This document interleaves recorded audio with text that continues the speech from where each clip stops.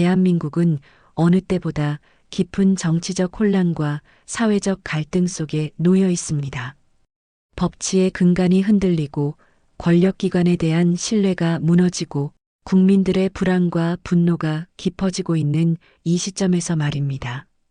이러한 때일수록 우리는 역사의 지혜에서 답을 찾아야 합니다. 수천 년 전 선현들이 남긴 통찰이 오늘날 우리가 직면한 문제들을 해결하는 열쇠가 될 수 있기 때문입니다. 한국 사회의 주요 정치 이슈에 가장 예리하고도 실질적인 조언을 제시할 수 있는 사상가를 여러분께 소개하고자 합니다. 그분은 바로 2300년 전 중국 전국시대를 살았던 법가, 사상의 완성자 한비자입니다. 한비자는 달콤한 위로를 건네는 사상가가 아닙니다. 그는 인간과 권력의 본질을 꿰뚫어보고 국가와 사회가 어떻게 무너지고 어떻게 바로 설 수 있는지를 냉철하게 분석한 현실주의자였습니다. 오늘 우리는 역사의 지혜를 모시고 그 가르침을 되새기는 시간을 가져보려 합니다. 한비자의 예리한 통찰이 지금 이 순간 혼란에 빠진 대한민국 정치와 사회에 어떤 해법을 제시할 수 있는지 함께 살펴보겠습니다. 여러분은 혹시 이런 생각 해보신 적 있나요? 왜 법은 있는데 지켜지지 않을까? 왜 권력을 가진 사람들은 특권을 누릴까? 왜 정치인들은 국민보다 자기 이익을 먼저 챙길까? 이런 질문들에 2300년 전 한비자가 명쾌한 답을 제시했습니다. 놀랍게도 그의 통찰은 오늘날 우리가 겪는 문제들을 정확히 꿰뚫고 있습니다. 오늘은 한비자의 생애와 그가 현대 한국 정치에 던지는 강렬한 메시지를 40분 동안 자세히 살펴보겠습니다. 지금 한국 사회가 겪고 있는 정치적 혼란, 사법부의 신뢰 추락, 검찰 권력의 비대화, 이 모든 문제에 대해 한비자라면 어떻게 진단하고 어떤 해법을 제시했을까요? 자, 그럼 먼저 한비자가 누구였는지부터 알아보겠습니다. 여러분은 혹시 이런 생각 해보신 적 있나요? 왜 법은 있는데 지켜지지 않을까? 왜 권력을 가진 사람들은 특권을 누릴까? 왜 정치인들은 국민보다 자기 이익을 먼저 챙길까? 이런 질문들에 2300년 전 한 철학자가 명쾌한 답을 제시했습니다. 그의 이름은 한비자. 중국 전국시대 법가 사상의 완성자였죠. 오늘은 한비자의 생애와 그가 현대 한국 정치에 던지는 강렬한 메시지를 40분 동안 자세히 살펴보겠습니다. 지금 한국 사회가 겪고 있는 정치적 혼란, 사법부의 신뢰 추락, 검찰 권력의 비대화, 이 모든 문제에 대해 한비자라면 어떻게 진단하고 어떤 해법을 제시했을까요? 놀랍게도 2300년 전 그의 통찰이 지금 이 순간 우리가 겪는 문제들을 정확히 꿰뚫고 있습니다. 자, 그럼 먼저 한비자가 누구였는지부터 알아보겠습니다. 한비자는 기원전 280년경 중국 전국시대 한나라의 귀족 가문에서 태어났습니다. 전국시대라는 시대 배경이 중요해요. 당시 중국은 7개의 강대국이 서로 치열하게 경쟁하던 혼란의 시기였습니다. 전쟁이 끊이지 않았고 약한 나라는 언제든 멸망할 수 있었죠. 한비자가 태어난 한나라는 7나라 중에서 가장 약한 나라였어요. 귀족 가문 출신이었지만 그는 조국의 약함을 뼈저리게 느꼈습니다. 한비자에게는 선천적인 말더듬 증상이 있었어요. 귀족 가문에서 태어났지만 말을 제대로 하지 못하는 장애를 가진 거죠. 당시 정치는 달변이 중요했어요. 말을 잘해야 군주를 설득하고 외교를 하고 정치적 영향력을 발휘할 수 있었거든요. 하지만 한비자는 말을 더듬었어요. 이것이 그의 인생에 결정적인 영향을 미쳤습니다. 말로 승부할 수 없었던 한비자는 글로 승부했어요. 그는 뛰어난 학문적 재능을 가지고 있었고 깊은 사색을 통해 독특한 철학 체계를 만들어갔습니다. 한비자는 당대 최고의 학자 순자 밑에서 공부했어요. 순자는 육아 사상의 대가였지만 성악설을 주장한 현실주의자였죠. 인간의 본성이 악하다고 본 거예요. 이 순자 밑에서 한비자와 함께 공부한 사람이 있었어요. 바로 이사입니다. 이사는 한비자와 정반대였어요. 달변가였고 정치적 감각이 뛰어났고 실천력이 있었어요. 나중에 이사는 진나라로 가서 재상이 되어 진시황을 도와 천하통일을 이뤘습니다. 반면 한비자는 학문의 길을 걸었어요. 말은 더듬었지만 글은 천하제일이었죠. 그는 방대한 저서를 남겼어요. 한비자라는 책 55편이 그것입니다. 이 책은 법과 사상의 집대성이에요. 한비자는 철저한 법치주의자였습니다. 그는 인간의 본성을 냉정하게 봤어요. 인간은 근본적으로 이기적이고 욕망에 따라 움직인다. 이것이 한비자의 인간관이었어요. 맹자가 성선설을 주장하며 인간의 선한 본성을 믿었다면 한비자는 정반대였죠. 한비자는 말했습니다. 사람들은 이익이 있으면 모이고 이익이 없으면 흩어진다. 부모와 자식 사이에도 이익관계가 있다. 아들이 태어나면 기뻐하지만 딸이 태어나면 죽이기도 한다. 이것은 이익을 계산하기 때문이다. 냉정하죠? 하지만 한비자는 이것이 현실이라고 봤어요. 도덕적 이상주의로는 나라를 다스릴 수 없다고 생각한 거예요. 그래서 그는 엄격한 법과 제도를 강조했습니다. 한비자 사상의 핵심은 세 가지예요. 법, 술, 세. 이 세 가지가 바로 한비자 법과 사상의 3대 요소입니다.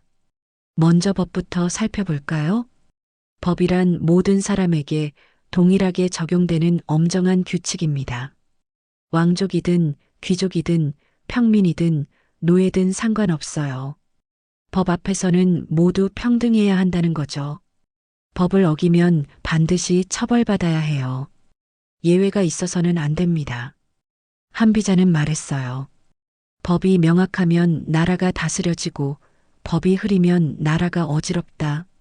법을 귀하게 여기면 나라가 강해지고 법을 가볍게 여기면 나라가 약해진다.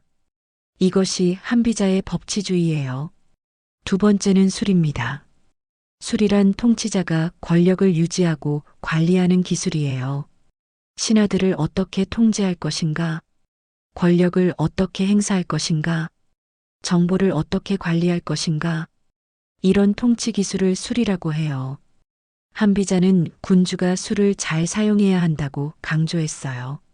신하들의 말과 행동을 관찰하고 그들의 능력을 검증하고 권력을 적절히 분산시켜 견제하는 것. 이것이 바로 술이에요. 세 번째는 세입니다. 세란 권력 자체의 위세와 힘을 뜻해요. 군주의 지위, 권위, 영향력 같은 거죠. 한비자는 말했어요. 호랑이가 개를 제압할 수 있는 것은 발톱과 이빨이 있기 때문이다. 만약 호랑이가 발톱과 이빨을 빼고 개와 싸운다면 개가 이길 것이다. 마찬가지로 군주가 세를 잃으면 신하들에게 제압당한다. 권력의 위세를 유지하는 것이 중요하다는 거예요. 한비자의 이런 사상은 당시로서는 혁명적이었어요. 육아에서 강조하는 덕치, 도덕적 통치를 정면으로 부정한 거거든요. 한비자는 조국 한나라를 강하게 만들고 싶었어요. 그래서 여러 차례 한나라 왕에게 개혁안을 제시했습니다. 법을 강화하고 제도를 정비하고 부국 강병을 이루자고 말이에요. 하지만 한나라 왕은 받아들이지 않았어요. 기득권 귀족들의 반대도 심했고 왕 자신도 개혁의 의지가 약했죠. 한비자는 좌절했습니다. 말더듬이라 직접 왕을 설득하기도 어려웠고 정치적 기반도 약했어요. 그래서 그는 글을 썼어요. 자신의 사상을 책으로 정리한 거죠. 그의 책이 전국시대 각국에 퍼졌습니다. 그 중에서도 진나라의 왕이 한비자의 책을 읽고 감탄했어요. 진왕 후에 진시황이 되는 그 사람이었죠. 진왕은 말했습니다. 아, 이 책을 쓴 사람을 만날 수만 있다면 죽어도 여한이 없겠다. 그러자 이사가 말했어요. 그 사람은 한나라의 한비자입니다. 진왕은 즉시 한나라를 압박해 한비자를 불러들였어요. 한비자는 진나라로 갔습니다. 드디어 자신의 이상을 펼칠 기회가 온 거죠. 하지만 비극이 기다리고 있었어요. 진나라 재상이 누구였죠? 바로 이사, 한비자의 옛 동문이었어요. 이사는 한비자를 두려워했습니다.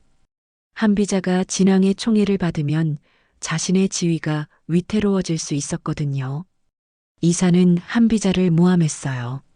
한비자는 한나라 출신이므로 진나라를 배신할 수 있다고 진왕에게 말한 거죠. 진왕은 의심하기 시작했고 한비자를 감옥에 가뒀습니다. 이사는 한비자에게 독약을 보냈어요. 한비자는 진왕을 만나 변명하려 했지만 기회를 얻지 못했습니다. 결국 한비자는 독약을 마시고 감옥에서 죽었어요. 기원전 233년 그의 나이 47세였습니다. 평생 법치주의를 외쳤던 사람이 법도 없이 모함으로 죽은 거예요. 역설적이죠. 하지만 한비자의 사상은 살아남았습니다. 진시황은 한비자의 법과 사상을 받아들여 천하를 통일했어요. 엄격한 법 집행, 중앙 집권화, 부국 강병 정책.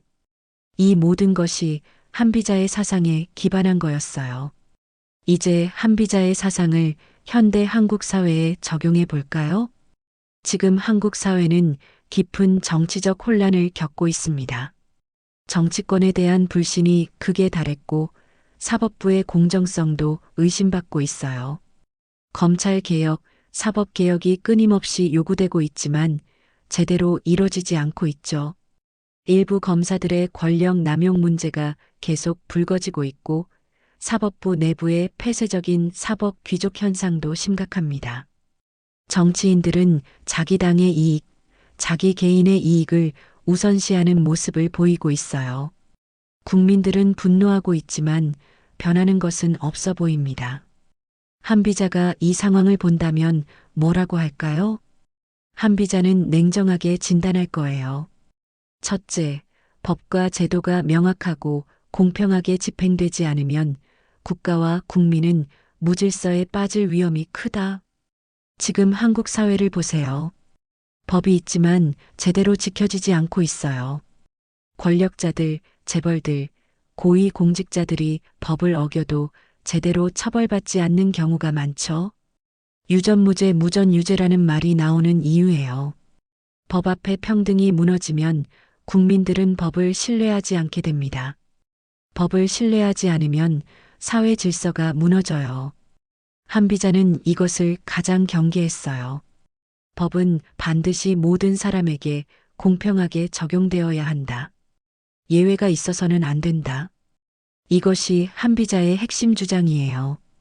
둘째, 권력자가 권력을 적절히 견제하지 못하고 독점할 때 부정부패와 불공정함이 횡행하게 된다. 지금 한국의 검찰을 보세요.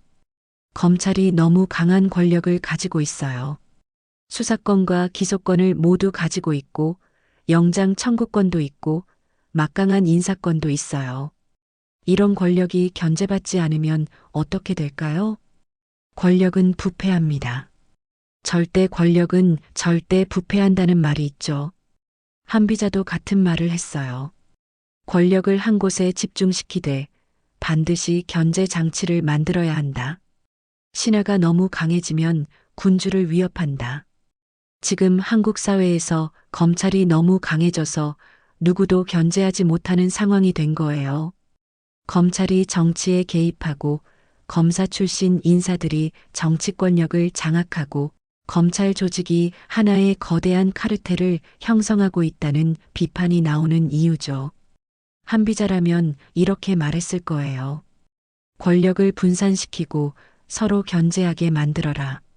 수사권과 기소권을 분리하고 검찰의 권한을 축소하고 독립적인 감시 기구를 만들어라.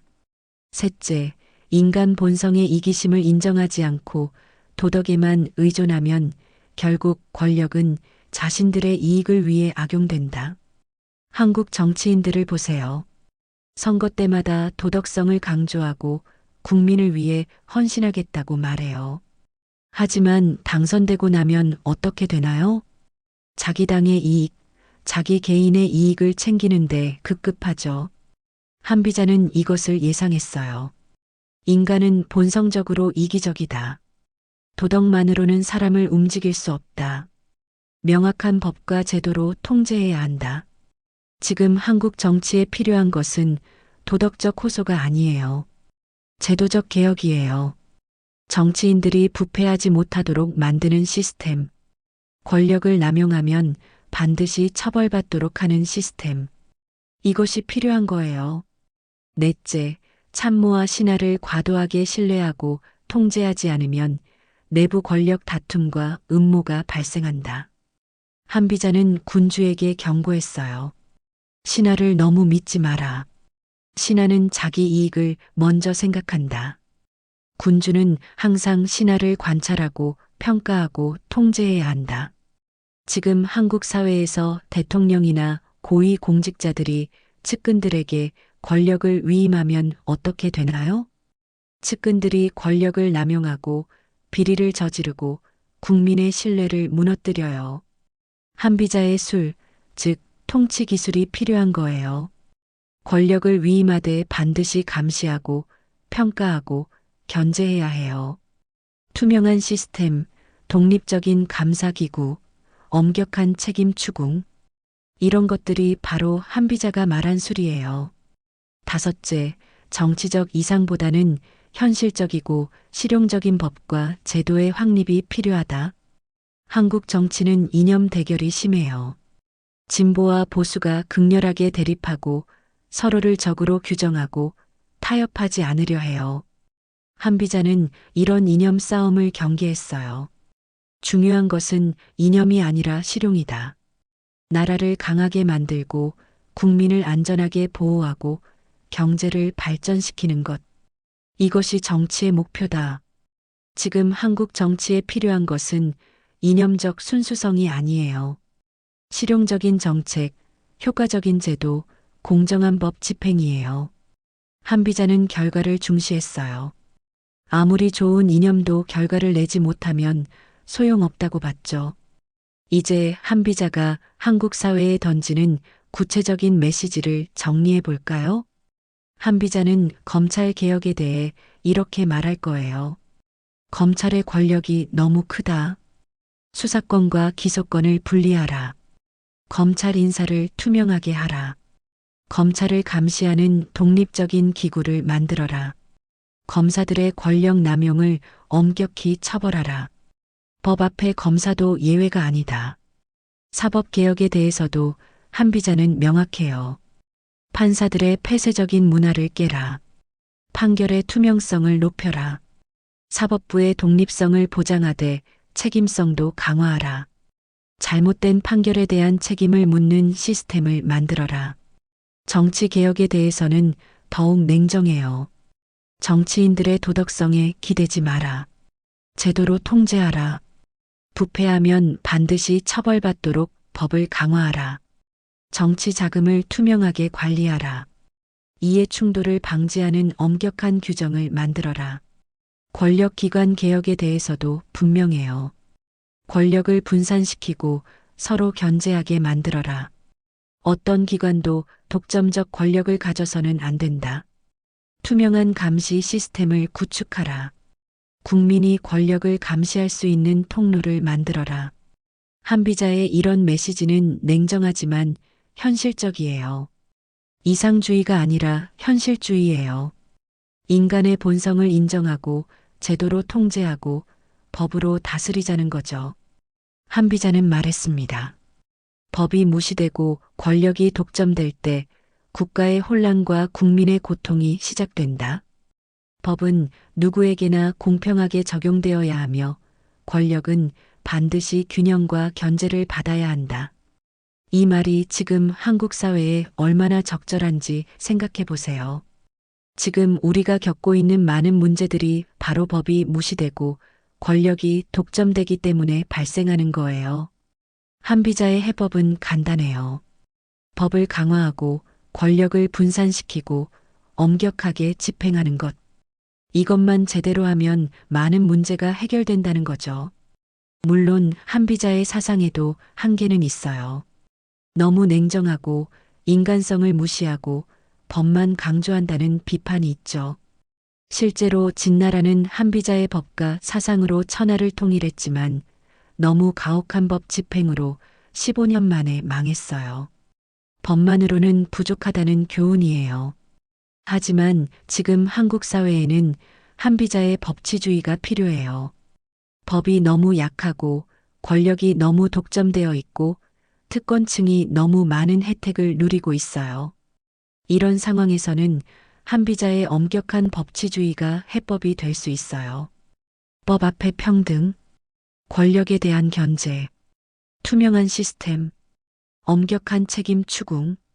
이것들이 지금 한국 사회가 가장 필요로 하는 것들이에요. 한비자는 2300년 전에 살았지만 그의 통찰은 여전히 유효해요. 인간의 본성은 변하지 않았고 권력의 속성도 변하지 않았거든요. 권력은 견제받지 않으면 부패하고 법이 약하면 무질서가 생기고 특권이 생기면 불평등이 심화됩니다. 이것은 2300년 전이나 지금이나 똑같아요. 한비자의 마지막 경고를 다시 한번 들어보세요. 법이 무시되고 권력이 독점될 때 국가의 혼란과 국민의 고통이 시작된다. 지금 한국 사회가 바로 이 상황 아닌가요? 법이 제대로 집행되지 않고 권력이 일부에게 집중되어 있고 그 결과 국민들이 고통받고 있는 상황 말이에요. 한비자는 이 문제의 해법도 명확하게 제시했어요. 법을 강화하고 권력을 분산시키고 엄격하게 집행하라. 이것이 전부예요. 간단하지만 실천하기는 어려운 일이죠. 기득권층의 저항이 있을 거고 정치적 이해관계가 얽혀 있을 거고 개혁에 대한 두려움도 있을 거예요. 하지만 해야 합니다. 국민이 요구하고 사회가 필요로 하고 나라의 미래를 위해 필요한 일이에요. 오늘 이 영상을 통해 여러분이 한국 사회를 바라보는 시야가 넓어지길 바랍니다. 한비자의 냉정한 현실주의와 강력한 법치주의가 지금 우리에게 어떤 의미를 가지는지 생각해보는 계기가 되길 바라요. 진정한 법치와 권력 분산, 국민이 신뢰하는 공정한 사회 건설. 이것이 바로 우리가 나아가야 할 방향이에요. 한비자는 비극적으로 죽었지만 그의 사상은 살아남았습니다. 2300년이 지난 지금도 우리에게 강력한 메시지를 던지고 있어요. 법을 세우고 권력을 견제하고 공정한 사회를 만들라고 말이에요. 감사합니다. 여러분 모두 공정하고 정의로운 사회를 만드는데 함께 하시길 바랍니다.